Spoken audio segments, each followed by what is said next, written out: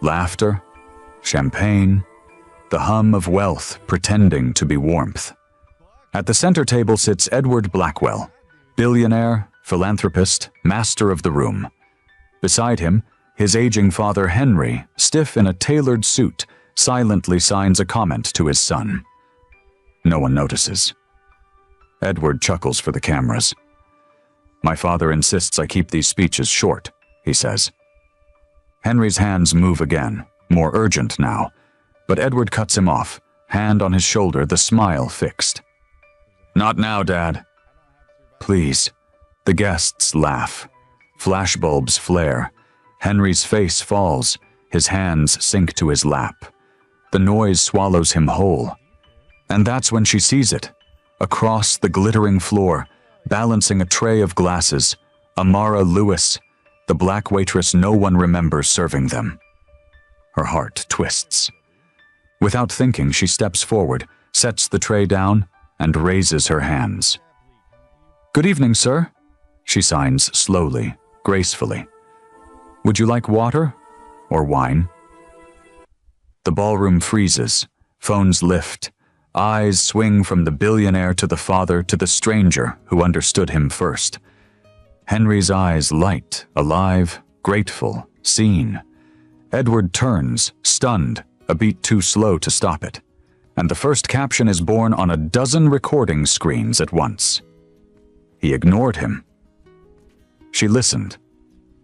In that instant, the richest person in the room isn't Edward. It's her, and the truth she just made impossible to hide. This is Black Stories, where the pain of prejudice is told, and justice always finds its voice. If you believe one small act of understanding can humble power, tap like, share, and subscribe.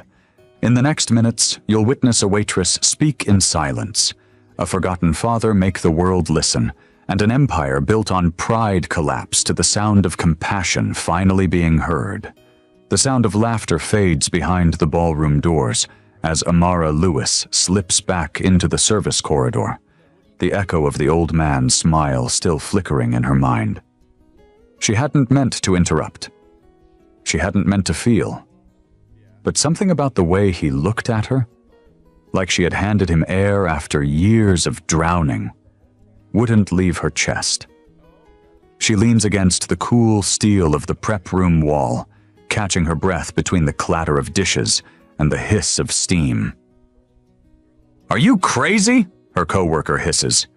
"You don't talk to guests, especially them." Amara forces a smile. "I didn't talk. I just listened differently." She wipes her hands, glancing towards the ballroom's glass doors. Beyond them, billionaires toast to charity. Cameras flash. And at the head of it all, Edward Blackwell basks in applause for his philanthropy. A man who doesn't even listen to his own father. Amara's jaw tightens. Because for her, this isn't just another job. It's survival. Her mother used to clean hotels on the Lower East Side. Rooms like this, glittering cages for people who never said thank you. When illness stole her mother's hearing, Amara learned sign language at 11, sitting on the edge of their bed, tracing words into the air just to see her smile again. Milk, sleep, I love you. It became their secret language, the one place where poverty couldn't silence them. Now, years later, that same language had cut through marble and money like truth through fog. But that truth came with risk. She'd seen what happened to staff who drew too much attention. One wrong gesture, one complaint from a guest, and you were gone. And Edward Blackwell's world? It didn't forgive interruptions. Still, she couldn't forget the look on Henry's face. It wasn't gratitude, it was relief. Like someone had finally told him, you still exist. The next night, the staff list went up for the private after-party. Amara's name wasn't there. She froze. Everyone else whispered. Victoria, the head hostess, smirked from the clipboard. "Orders from upstairs," she said. Apparently, Mr. Blackwell wants only experienced staff. Amara's stomach sank. She'd been there 3 years, and deep down she knew. This wasn't about experience. It was about embarrassment. Because one moment of compassion had cracked the image of a perfect billionaire family. That night, she walked home through Harlem's quiet streets, cold wind cutting through her thin jacket. Her mother's voice echoed in her head. Sometimes the smallest kindnesses cost the most, baby, but never regret giving them. She looked up at the skyline, the tower where Edward's company logo gleamed, and whispered to herself, "Then they'll remember who I helped, even if they forget my name." She didn't know it yet, but that tiny act of defiance, the moment she dared to speak kindness in a silent room, was about to unravel the empire that tried to silence her. Morning sunlight spills through the Blackwell estate like liquid gold. The kind of light that looks expensive. The kind of light that never touches the people who clean the windows. Edward Blackwell stands before a wall of glass, his reflection perfectly aligned with the skyline he owns. His father's silence lingers in the background, a soft, rhythmic tapping of fingers on an armrest, desperate Morse code only he refuses to read. Edward sighs. "Dad, please." "Not today." Henry signs something. A question. A plea. Edward doesn't look up. "Your interpreter's coming later," he mutters, straightening his cufflinks. "Until then, just enjoy the view." The old man turns away, shoulders folding inward. His silence feels like a scream that no one in that mansion can hear. And across the city, Amara wakes in a cramped apartment 2 buses away, surrounded by unpaid bills and textbooks stacked like broken promises. Her alarm clock buzzes, cutting through the hum of traffic. She sits up, heart still bruised from the night before. She checks her phone. No message from the catering company, no shift, no paycheck, no apology. Back at the Blackwell residence, the staff move like ghosts. Polished, invisible, rehearsed. The head housekeeper passes through the dining room with silver trays and clipped instructions. Mr. Blackwell's father prefers soft foods. And remember, no one attempts to sign to him unless cleared. The young servers nod, eyes down. At the far end of the table, Henry stares at his untouched plate. He signs to no one in particular. Food is cold. No one responds. A fork clinks. A sigh escapes him. The butler clears his throat nervously. "Will that be all, sir?" Henry looks up, sadness lined deep in his eyes, and nods once. The sound of his own cutlery becomes company.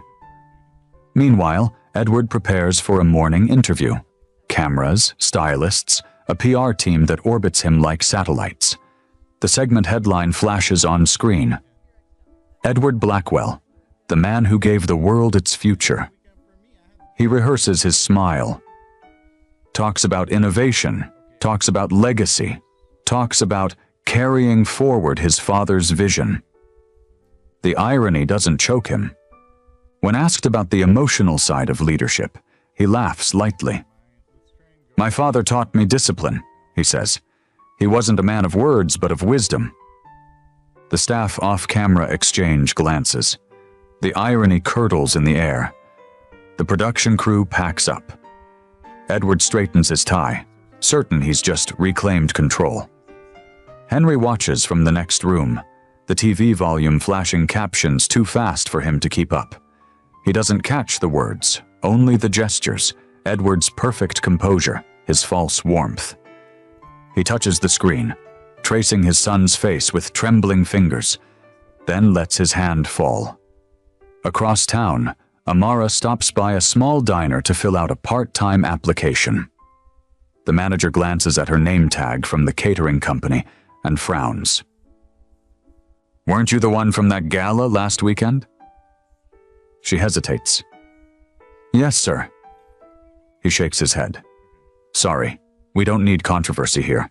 Rejection number 3 this week. She walks out quietly, but her reflection in the window looks stronger than she feels. She mutters under her breath, if kindness is a sin, I'll sin again.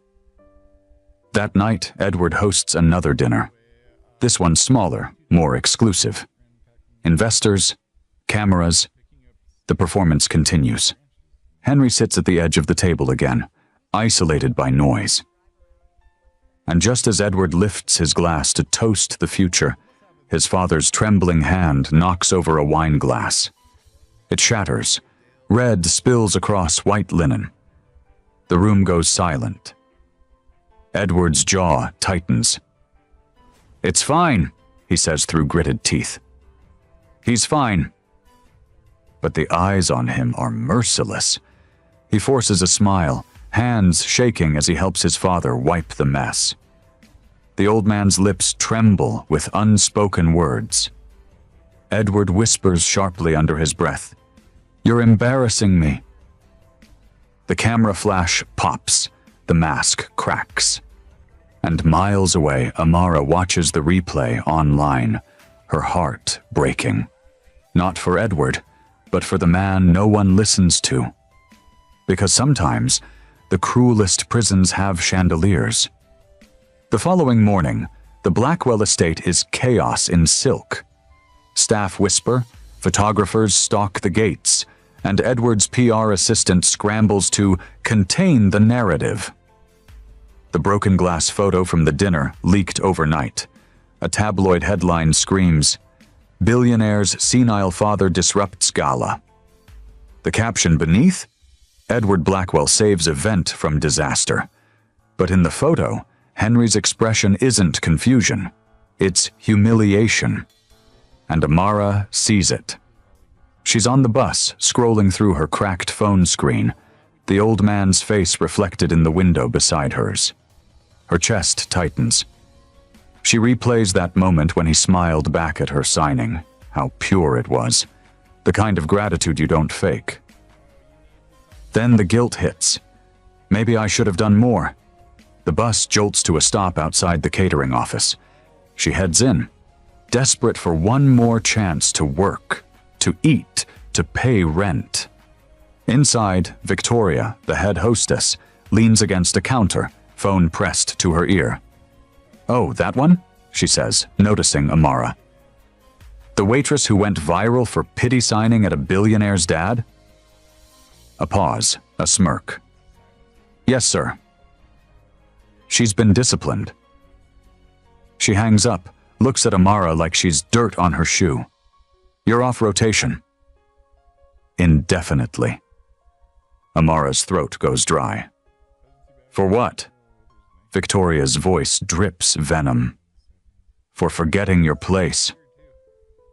Meanwhile, at the mansion, Henry stares at the morning news clip, a silent replay of his own humiliation. Subtitles scroll too fast, but he catches the tone in Edward's posture, a pat on the shoulder, a laugh, dismissal. He shuts the tablet and slowly stands, every movement deliberate. His arthritis protests, but he moves toward his old study anyway. He opens a drawer, inside faded photos, himself decades younger, shaking hands with factory workers, engineers, partners. He had built this empire with his hands, and his voice, before illness took it. Now even his son erases him. He turns a framed photo toward the wall. Later that afternoon, the doorbell rings at the estate. Edward answers with irritation already brewing. Outside stands Amara, uniform pressed, voice calm. "Mr. Blackwell, I came to apologize." He raises an eyebrow. "Apologize?" "I didn't mean to disrupt your event." Your father looked uncomfortable. Edward cuts her off. "You're not staff here anymore, and you're certainly not qualified to interact with him." She flinches. Qualified? I was kind. You overstepped. His tone sharpens, colder than marble. We pay professionals to handle him. Henry appears in the hallway behind them, eyes lighting up when he sees her. He starts signing. Rapid, desperate. Edward snaps, "Dad, stop!" Amara freezes, torn. Then she signs back, softly. "It's okay. I understand you." The silence that follows is electric. Edward stares at her, disbelief turning to anger. "How do you—" She steps back. "My mother was deaf." "That's how I know." Henry reaches out, trembling. His eyes shine. First human connection in months. Edward's jaw tightens, voice low. "Leave. Now." She hesitates. "I was just trying to help." He slams the door. Her reflection lingers in the glass, small, steady, unbroken. But Henry doesn't let it end there. That night, when Edward returns from another press event, the security guard reports something strange. "Sir, your father went to the garden again. He was signing toward the gate." Edward frowns. "To who?" The guard hesitates. "To no one, sir." But he looked happy. Edward stares out the window towards the gates, where moonlight glints faintly off iron bars. He doesn't see the shape that was there moments before. Amara, standing in the shadows, whispering through tears. "I'll come back when they let me in." 3 nights later, thunder rolls over the city like a verdict, the kind of storm that rattles windows and shakes secrets loose. Inside the Blackwell mansion, Edward hosts a dinner for his company's top investors. The table gleams, candles, crystal, calculated smiles. But Henry sits at the far end again, dressed in his finest suit, eyes distant, hands restless. He signs into the empty air, small, pleading gestures no one even glances at, a flash of lightning outside. And then, the dining room door opens. A staff member whispers something to Edward's assistant. He leans in, frowning. "Sir, there's a disturbance out front." Edward sighs, irritation flaring. "Handle it." But before the aide can move, the double doors open again, this time wider. And standing there, rain-soaked, clutching a manila envelope to her chest. "Amara?" Her hair clings to her face, her uniform is wrinkled, her hands trembling, but her voice doesn't shake.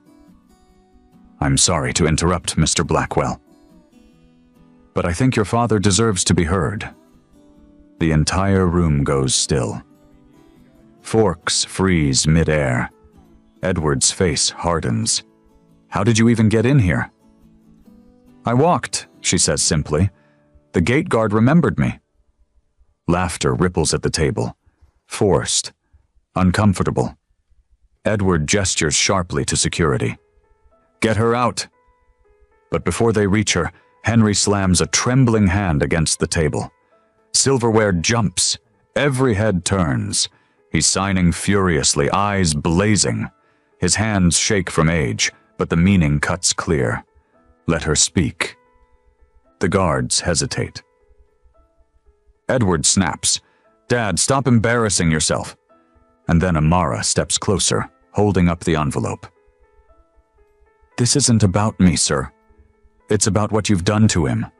Inside the envelope, photocopies, medical records, care schedules, canceled appointments, notes from the sign language therapist Edward quietly fired months ago. "Your father wasn't declining," she says softly. "He was abandoned." The words hit like a thunderclap. She slides a photo across the table. Henry smiling in an old newspaper clipping, hands mid-sign, headline reading, "Engineer of the Year, Henry Blackwell's Breakthrough in Renewable Tech." "He built everything you brag about," she continues, and you silenced him because his silence embarrassed you. The investors exchange tense glances. One whispers, "Is this true?" Edward's mask cracks. "This is ridiculous. You're a waitress." Henry's trembling hand rises again. He signs something small, precise. Amara translates, voice steady. He says, "Even a waitress listens better than my own son." The room goes dead silent. Edward's breath quickens. His composure falters for the first time. "Dad?" Henry's eyes glisten, not with anger but grief. He signs again, slower now. "You can't buy respect. You earn it by listening." The silence that follows is suffocating. Then, one of the investors clears his throat. "Mr. Blackwell, perhaps we should hear her out." Edward swallows. He can feel the cameras, phones discreetly raised, recording every word. Amara turns to Henry, gently signing, "You're not invisible anymore." The old man smiles, small, broken, free. Edward's empire begins to crack right there, under chandeliers and pride, undone not by scandal, but by truth whispered in a language he refused to learn. And as the security guards escort Amara out, she doesn't resist. She glances back just once. Through the glass doors, Henry meets her eyes and signs a single word. "Thank you." Lightning flashes, cameras click, and the first spark of a reckoning ignites. By dawn, the mansion is no longer a home. It's a headline. Someone at that dinner had filmed it. Every word, every trembling sign, every ounce of hypocrisy.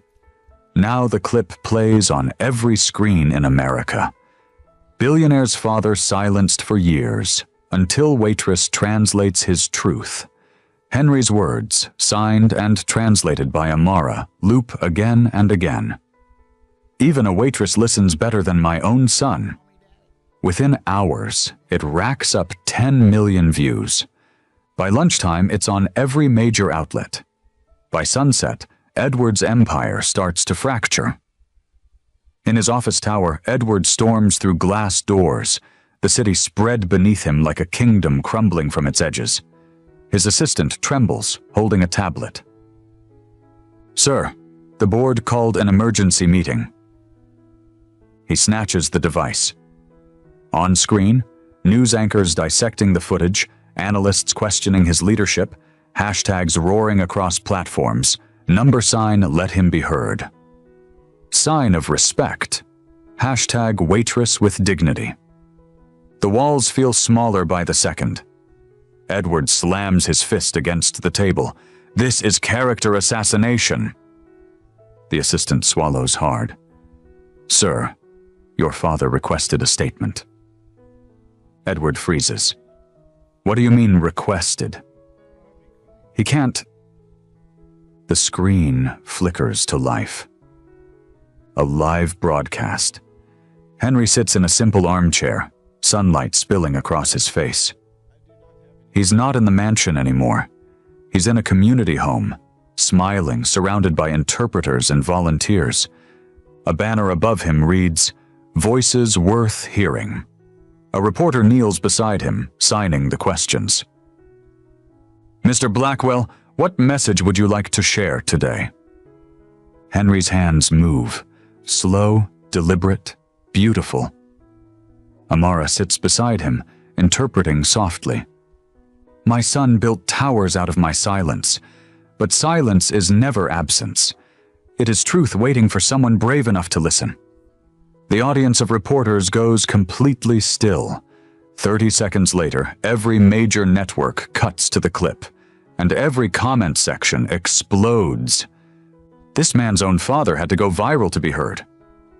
"Hire that waitress. She's the only one with humanity in that room." We need more Amaras in this world.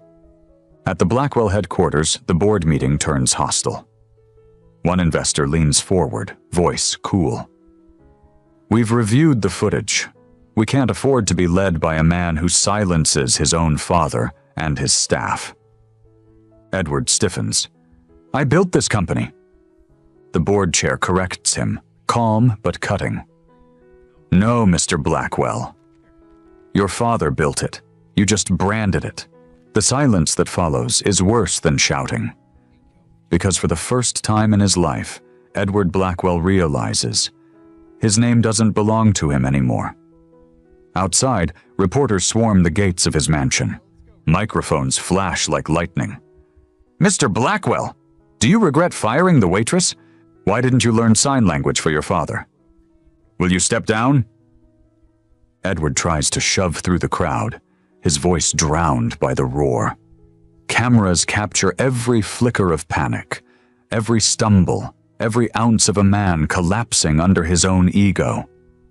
And then, in one quiet clip played later that night, Henry's final sign from the interview becomes the viral echo heard around the world. You can't silence love. That phrase burns across headlines, t-shirts, tweets. It's no longer a scandal, it's a movement. And at the center of it, one woman's courage has cracked open the world's conscience. 3 days later, the city looks different. Billboards that once bore Edward Blackwell's face now carry a single phrase in bold white letters. Listen first. It's part of a campaign started not by him, but by Amara. Her phone hasn't stopped buzzing since the video went viral. Calls from news anchors, invitations to speak, foundation offers, job interviews. But she ignores most of them, because she's busy with something else. Henry sits across from her at the community center, a mug of tea between them. His hands move gently, slower now, deliberate, patient. She mirrors him with warmth, smiling. He signs, "You remind me of my wife." She used to listen with her whole heart. Her eyes glisten. Then she must have been amazing. He nods, tears catching in the folds of his smile. She was. But she'd be proud of you. Amara exhales, half a laugh, half a sob. For the first time in years, someone sees her not as the help, but as a bridge, someone who brings worlds together instead of serving between them. Meanwhile, Edward Blackwell's empire burns quietly. Regulators have opened an investigation into workplace discrimination and elder neglect.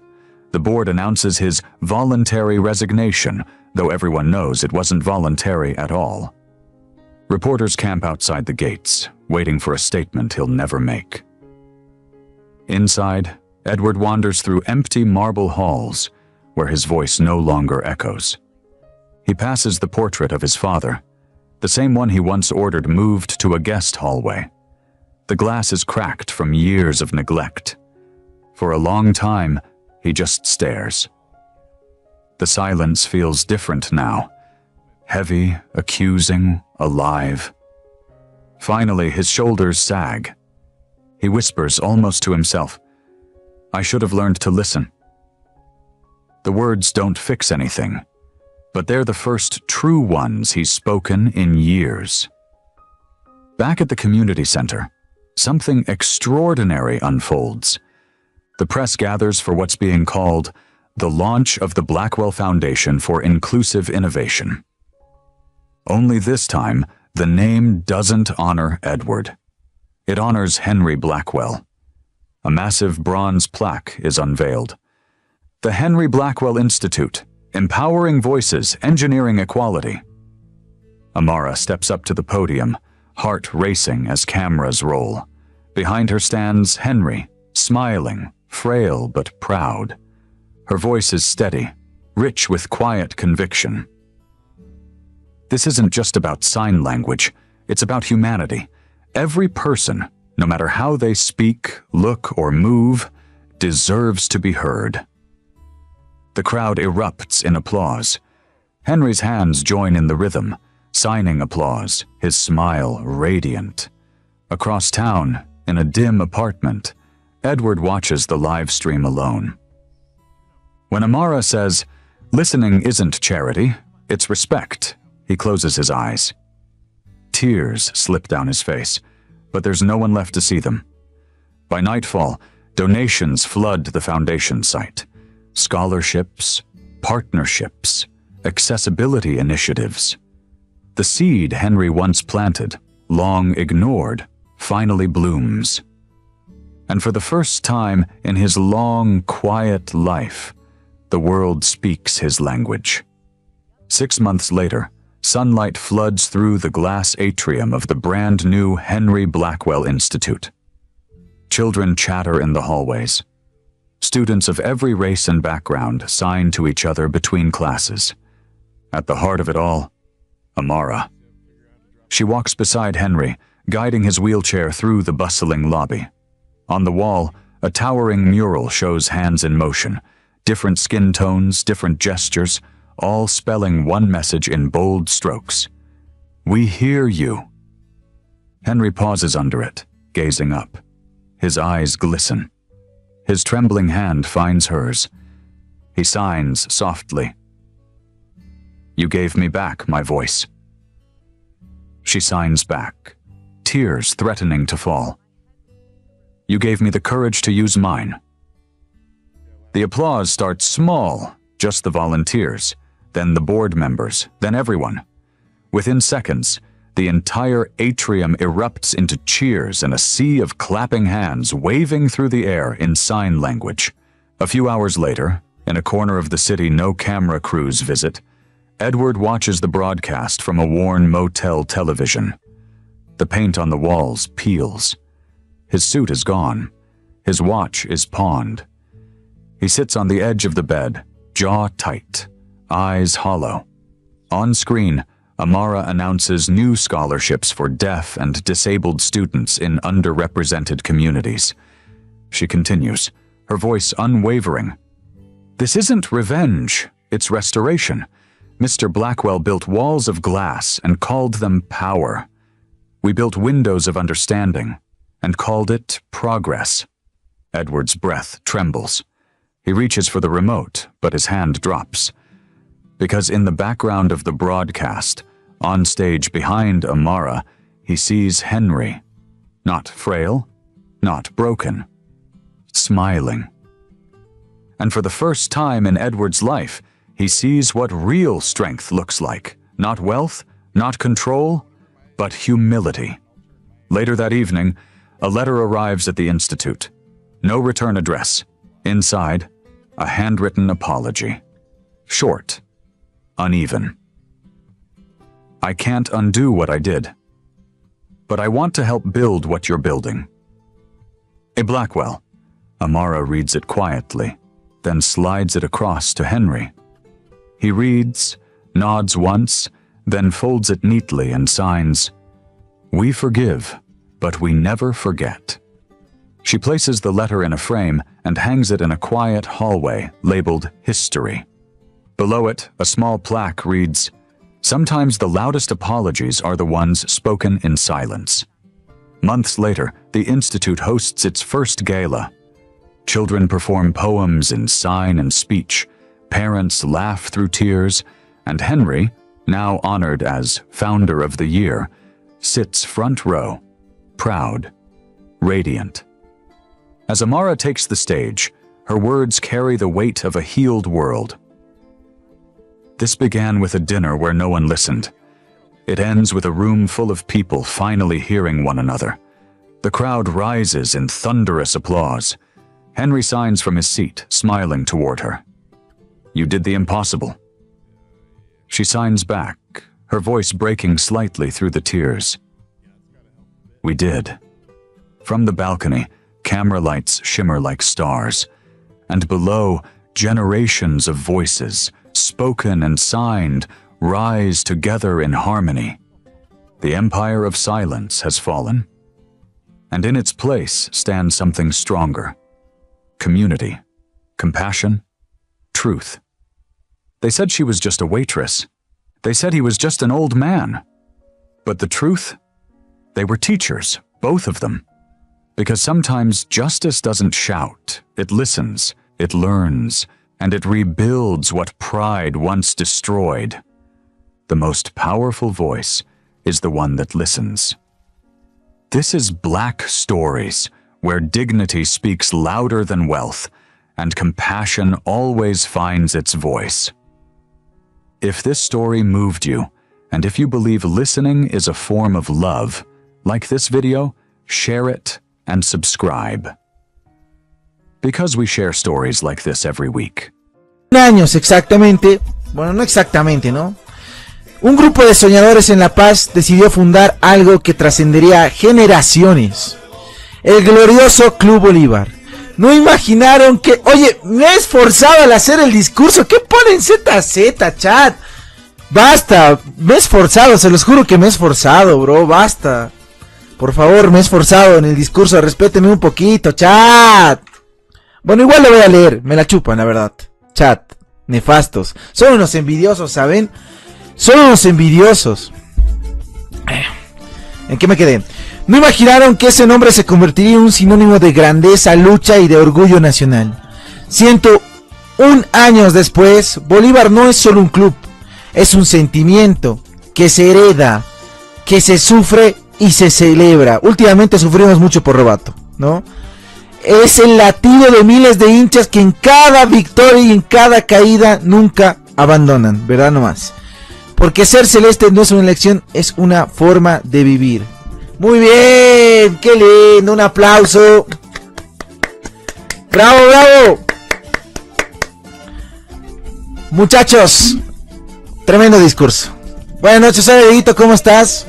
Por lo menos ponte tu chompita, pues un busito para leer el discurso. A ver, cállate, Gabo, ¿vos quieres ser baneado? Este discurso lo he hecho en mi cama, pensando en lo que es ser bolivarista, la verdad. Un aplauso, por favor, y con ayuda también del gran ChatGPT. Un aplauso para ChatGPT.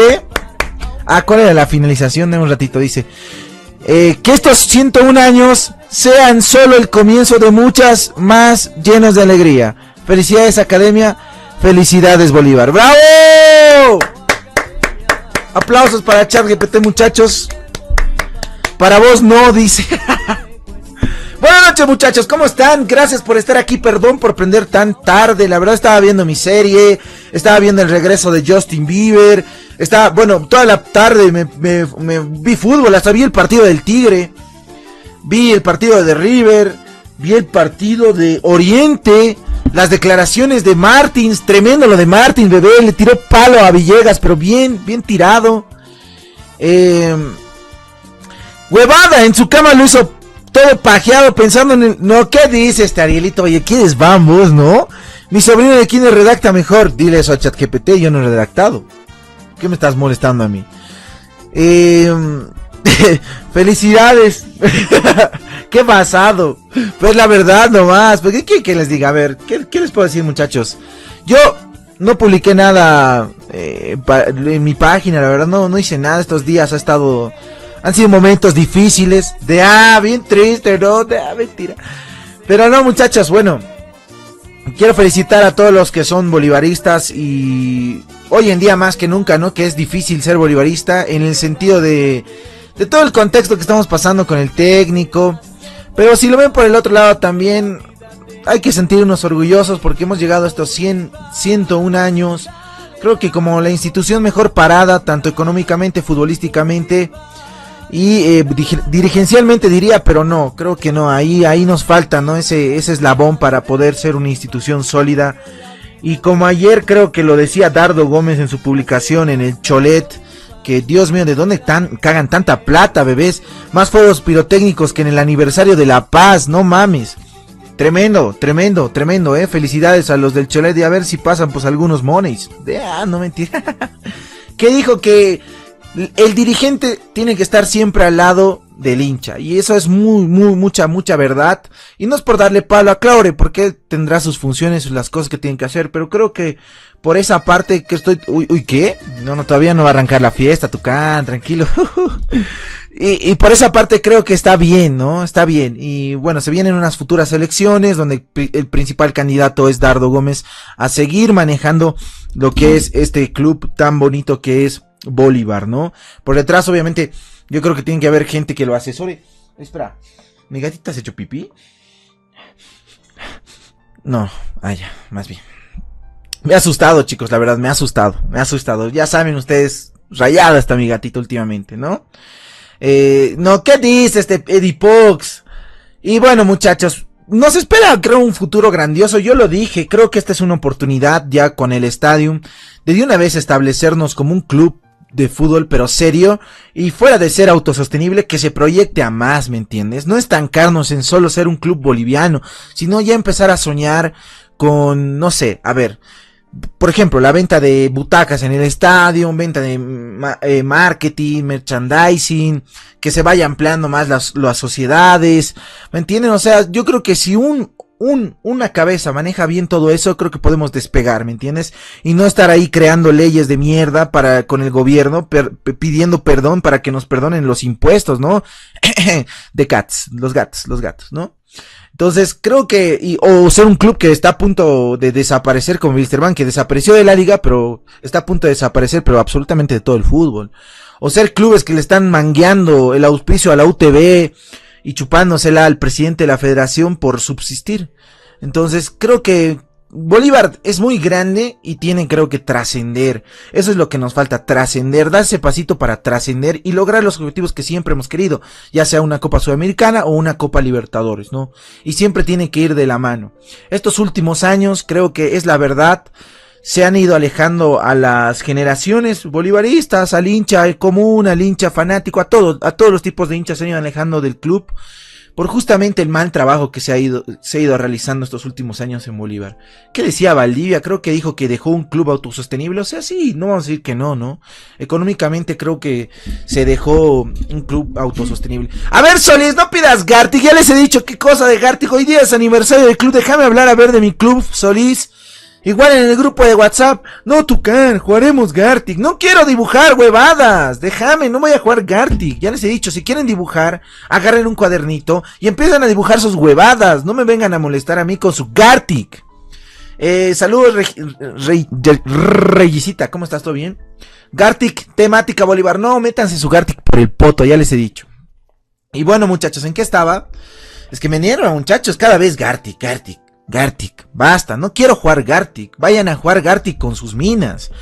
Goklingo, huevadas hablas. Ya, espera, ¿qué habla este Ignacio Loza? Este Auri. Y bueno, muchachos, creo que sí, yo me quedo con eso. Este martes tenemos un partido muy importante en lo económico. Para mí, muy importante para ver qué está el club de cara a este año. Porque creo que es indispensable ganarle a ese equipo. En Copa Libertadores, obviamente por los 3 puntos y más, pero pensando a futuro, creo que es muy importante que se vea buen fútbol, ¿no? Y que la gente ya esté un poquito más tranquila con el funcionamiento del equipo. Ayer contra Bebé, bueno, el día sábado contra Bebé, se jugó un buen partido, no digo que un malo partido, creo que empezaron a aparecer personas, o bueno, jugadores que no estaban apareciendo, como es el Papu Velázquez, y muchos más, ¿no? Entonces, interesante. Y bueno, apareció Cauterucho, que en el partido de Libertadores no había aparecido ni de sombra. Parece que Cauterucho solo le mete goles a equipos como ABB. Y preocupa un poquito eso, ¿no? Hoy ganó el Tigre, está puntero con nosotros. Nacional Potosí también está compartiendo la punta con nosotros y muchos más que vienen bien entonándose en lo que es este torneo, ¿no? Que empezó retardísimo y creo que nos va a pesar no solo a nosotros, sino a los demás equipos que están participando en copas internacionales, ya sea Blooming el caso, ¿no? Y otros más. Mete gol equipo chicos como Dorniro, pero Dorni ni jugó. ¿Qué dicen, chicos? ¿Qué dicen? La era Robato es la peor de todos los tiempos, bebé, tomando en cuenta el centenario que es una vez en la vida. Sí, es la peor.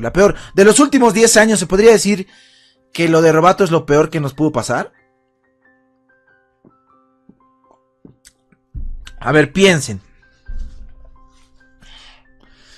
Es que con lo que me dice el técnico de... A ver, ustedes pónganse a pensar, si tu técnico te dice que el objetivo era solo clasificar a Libertadores y que no estaba obligado a ser campeón, puta, ahí me la bajó mal, amigos, sinceramente, me la bajó mal. Podía aceptarle todas sus huevadas y todo, pero cuando dijo eso, es como que hizo sentir me hizo sentir un club más del montón, ¿me entiendes? Un Nacional Potosí, una Aurora, no sé, otros equipos bien X. Así me hizo sentir, la verdad. Por eso yo Yo vuelvo a repetir, yo voy a hablar de lo que veo en la cancha, y este martes, si es que Bolívar gana, se va a aplaudir, y si es que Bolívar pierde, bueno, también se va a criticar algunas cosas, y si han fallado en algunas cosas, igual vamos a criticarlas, vamos a observarlas y vamos a dar nuestro criterio.